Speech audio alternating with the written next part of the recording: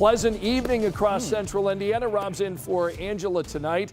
And as we look ahead to Friday, is it going to be summer-like again? I think you get more of the same. You know, even though it stayed very warm, I went back and tried to see if we were breaking any daily records. We haven't really broken any, or very many this summer. So temperatures are just warm, but they're not record-breaking. All right. The stretch has certainly been long, though. Look at the numbers. 84. I know it's right before bed and you don't want to look at numbers, but there they are. 84 is our high temperature today. That's well above the average of 72, but it is not the record of 92. And by the way, just want to point out this number. We're almost 5 inches of rain down for the year.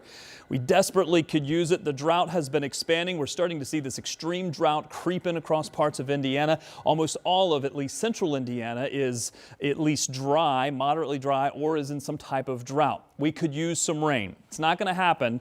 Tomorrow, sunshine is going to stay with us, so no rain in the forecast for tomorrow. 86 for the daytime high temperature. The heat doesn't help the drought situation either. And the weekend, as beautiful as it is, and as much as I do enjoy these summertime temperatures, 86 and 85 for the weekend, this doesn't help the situation either. In fact, the rain chances look almost zero for the next 3 days. Monday, there's a 20% chance we've thrown in for the later half of Monday.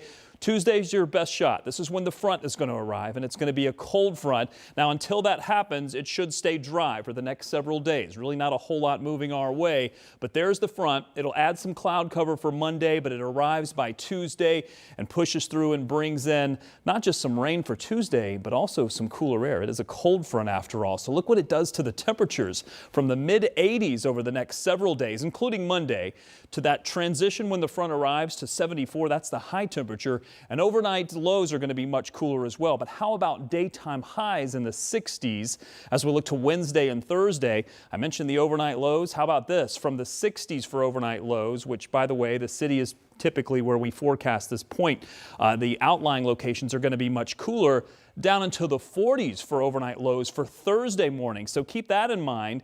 That's going to mean that outlying locations could get into the 40s and maybe even some upper 30s. Unfortunately, that rain chance that I mentioned doesn't really amount to a lot of rainfall totals. Maybe a quarter of an inch, maybe a half an inch. Just doesn't look like there's going to be a lot of moisture with that system on Monday, Tuesday, and into the early part of Wednesday. But at least there is some rain in the forecast. We'll definitely see some cooler temperatures by this time next week. All right, Rob, thanks so much.